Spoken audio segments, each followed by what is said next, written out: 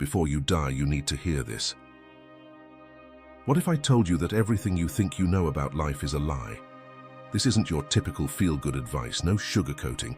This is raw, unfiltered Stoic wisdom, and it's going to turn your world upside down. Let's face it, most of what you've been told about happiness, success, and love is a carefully crafted illusion. Society sold you a fantasy and you accepted it without a second thought. But now it's time to wake up. You've been conditioned to believe that happiness is the ultimate goal, that success is measured by how much money you make or how many people admire you, and that love will magically complete your life. But these ideas are traps, keeping you chasing after empty dreams, while the real essence of life slips through your fingers. Look around. People are more anxious, more depressed, and more disconnected than ever before. We are drowning in material wealth but starving for meaning. We have endless ways to connect, yet feel more isolated than ever. Is this really what life is meant to be? An endless race for fleeting pleasures and shallow achievements? It's time to tear down these illusions and face the hard yet beautiful truth. The lessons you're about to hear are not for the faint-hearted. They will shake you to your core, forcing you to rethink everything you know about life. You might hate me for saying this. You might resist these truths with every fiber of your being. But if you truly want to live a life of purpose and depth, you need to hear this. Get ready, because this won't be easy. But remember, discomfort is the first step to growth. Are you ready to open your mind and begin this life-changing journey? Lesson number 1. Your comfort zone is your coffin.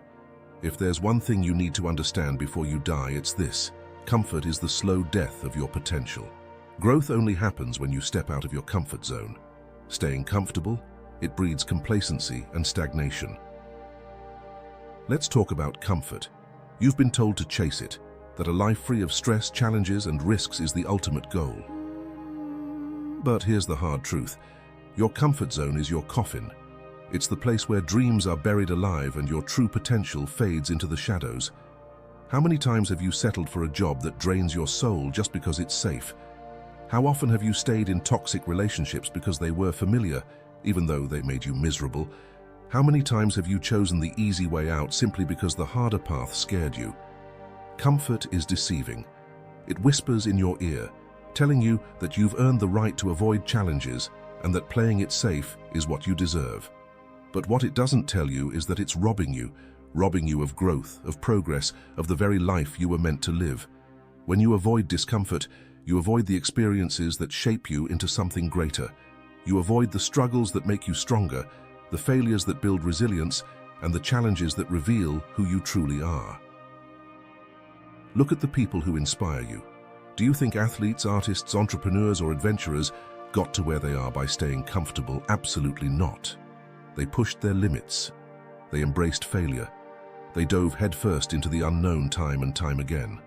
Comfort is a beautiful lie, but it's also a deadly poison. It kills ambition and traps you in a life of mediocrity. If you want a life filled with meaning, purpose, and fulfillment, you must be willing to be uncomfortable.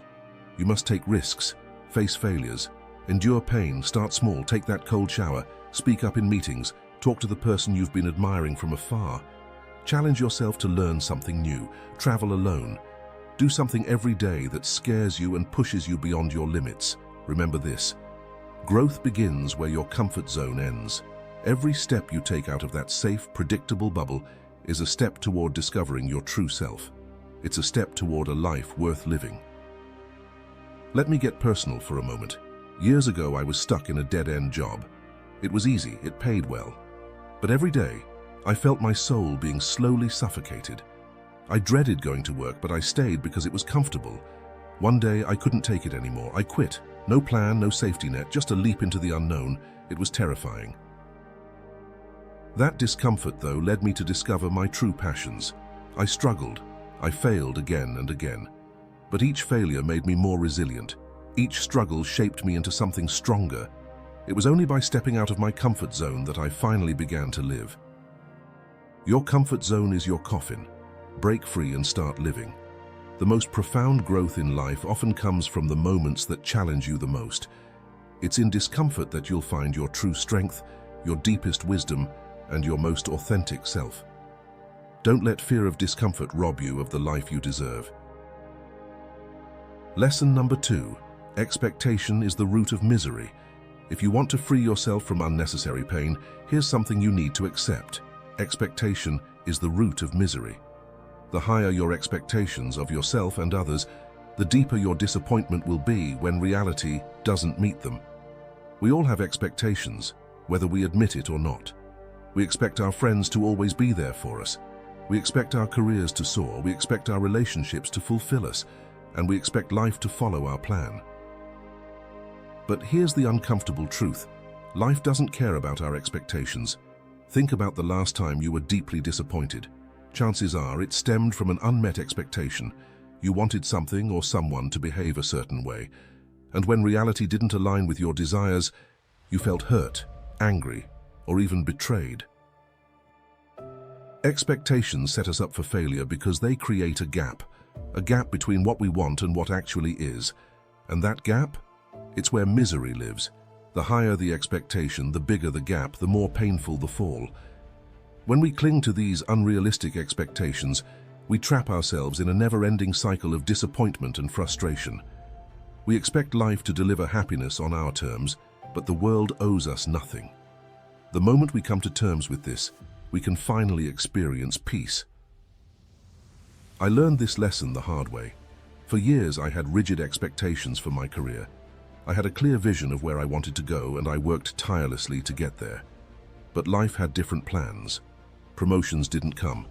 Opportunities slipped through my fingers, and I was left feeling bitter, defeated, and lost.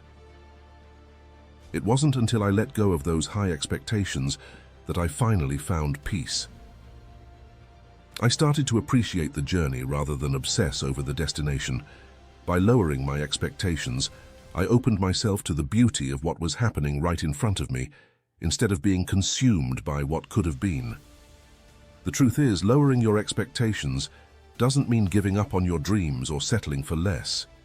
It means embracing reality as it is, without the weight of unrealistic demands. It's about finding joy in the present, rather than mourning a future that hasn't unfolded the way you imagined. Lesson number 3. Friends are not forever. Here's a truth that might be hard to swallow. Friends are not forever. We grow up believing that friendships are unbreakable and that real friends will stand by us through every storm. But the reality is, friendships, like everything in life, are temporary. People change, circumstances shift, and that's okay. Think about your childhood friends, your high school buddies, or even your college mates. How many of them are still by your side? Chances are, life has taken you in different directions. You've grown, they've grown, and the connection may have faded. But that doesn't make the friendship any less meaningful. Friendships, like any relationship, evolve as we do, and that's not something to be feared. It's just a natural part of life. Yet we often place unrealistic pressure on ourselves and on our friends to keep the bond as strong as it once was. This expectation can lead to unnecessary heartache, disappointment, and even guilt when the relationship naturally changes or fades. I remember my best friend from college.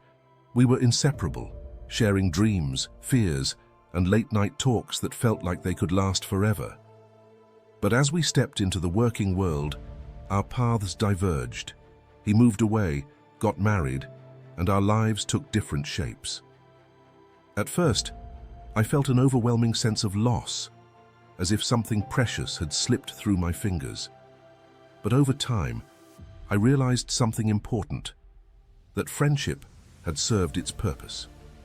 It was beautiful while it lasted, and its ending didn't take away from its value. So how do we cope with the impermanence of friendships? First, cherish the moments you have right now. Appreciate the laughter, the shared stories, and the connection in the present. Understand that as time passes, people will change, and that's okay. When a friendship fades, don't see it as a failure. Instead, recognize it as a chapter that has ended, making space for new experiences and relationships. Focus on quality over quantity. It's far better to have a few deep, meaningful relationships than to spread yourself thin, trying to hold on to everyone. And most importantly, Be your own best friend. Cultivate a relationship with yourself that is nurturing, kind, and supportive. At the end of the day, you're the only constant in your life. Friends are not forever, and that's perfectly fine. Embrace the impermanence. Celebrate the moments you've shared, and stay open to new connections. Life is a series of comes and goes. Each person you meet adds something to your journey. Some stay for a while, others leave sooner, but each one has a role in shaping who you are. By accepting this truth, you free yourself from the pain of clinging to the past. Instead, you open your heart to the beauty of each moment and each connection. Let go and let life flow. Lesson number 5. Stop chasing love. Let it find you. Let's talk about love. Society has sold us the idea that we need to actively pursue love, that it's something we must seek out and capture. But here's a truth that may surprise you. Stop chasing love. Love is not something you find by searching. It finds you when you're busy living your best life. Think about the times you've chased love. How often did it end in disappointment, frustration, or even heartache? The harder we search for love, the more it seems to slip through our fingers. When we make finding love our mission, we compromise our values, settle for less than we deserve, and lose sight of who we really are. Love isn't a prize you win, it's a journey that unfolds naturally. It can't be forced or manufactured. True love tends to happen when you least expect it, when you're busy pursuing your passions, chasing your dreams, and becoming the most authentic version of yourself. I've been there. I used to believe that finding love was the key to feeling complete. I went on endless dates and tried to shape myself into what I thought others wanted. But all it brought me was emptiness and a deeper sense of inadequacy. It wasn't until I stopped chasing love and focused on my own growth and happiness that I found a relationship that truly mattered. So how do you stop chasing love and start attracting it naturally? Begin by loving yourself. Invest in your personal growth. Pursue hobbies and passions that genuinely bring you joy. Surround yourself with people who uplift you and build a life that makes you happy. When you're truly content with who you are, you'll radiate confidence and joy, and that will naturally draw love into your life. Instead of hunting for love, focus on building meaningful connections. Engage with people who share your values and interests. Let relationships evolve naturally. Remember, love is not a checklist to complete. It's a deep connection that grows over time, often when you're not even looking for it. Here's something to remember. Love isn't about finding someone to complete you. It's about being whole and happy on your own. Love will come when the time is right, and when it does, it will be a beautiful addition to the life you've already built for yourself. Stop chasing love and start living.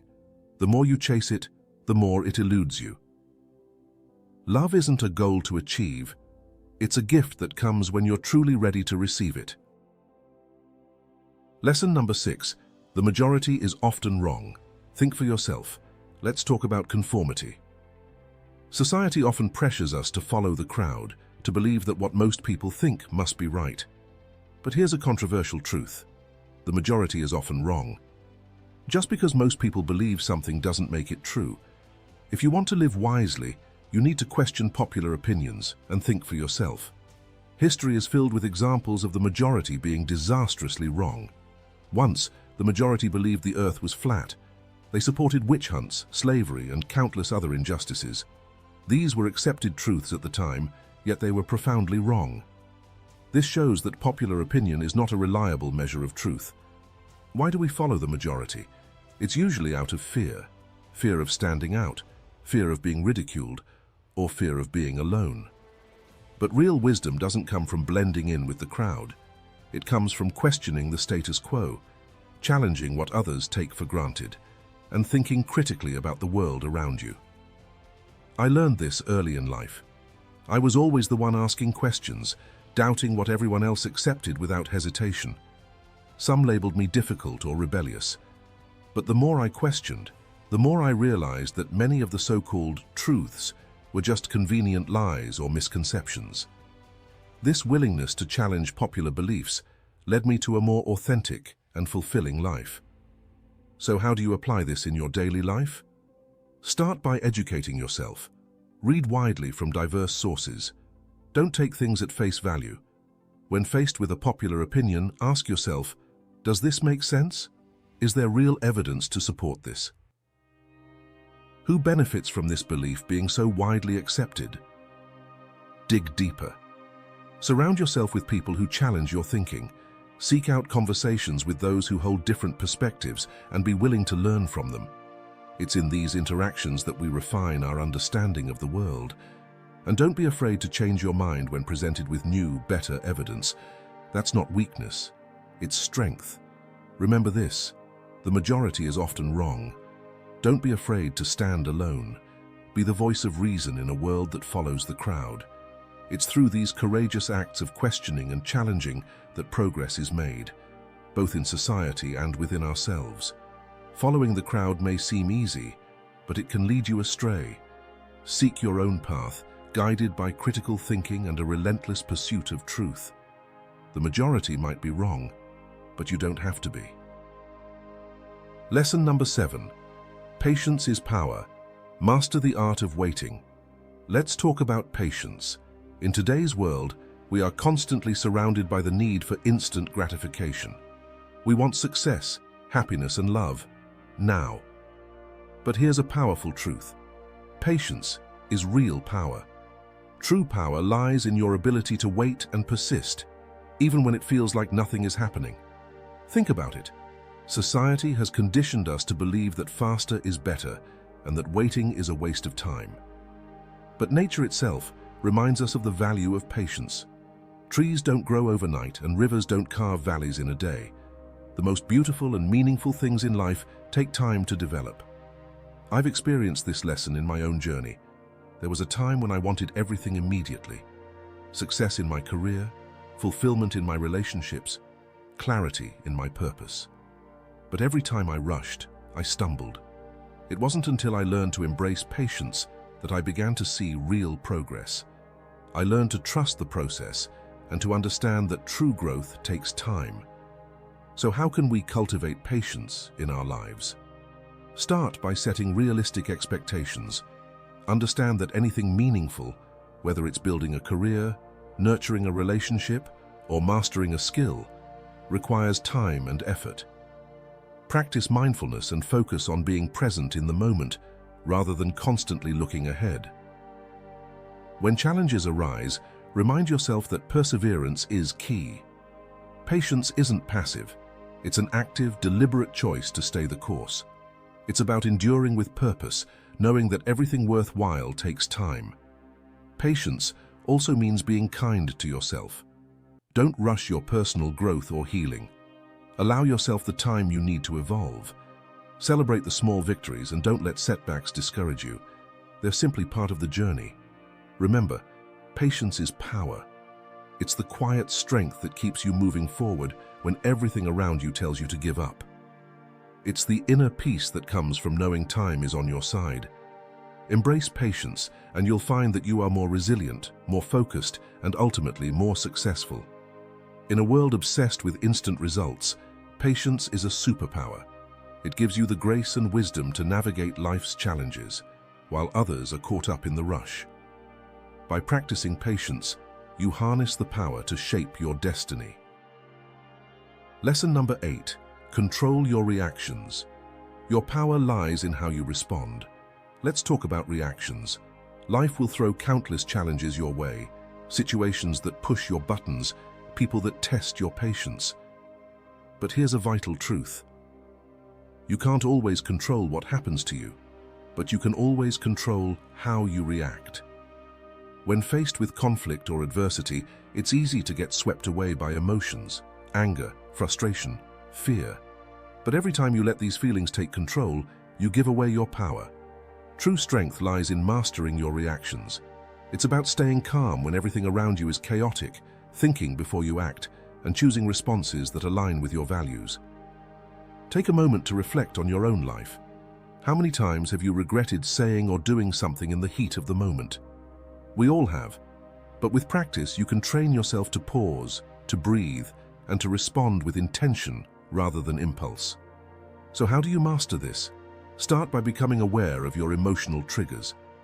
The next time you feel anger rising or anxiety creeping in, pause. Take a step back from the situation and ask yourself, what's the best response here?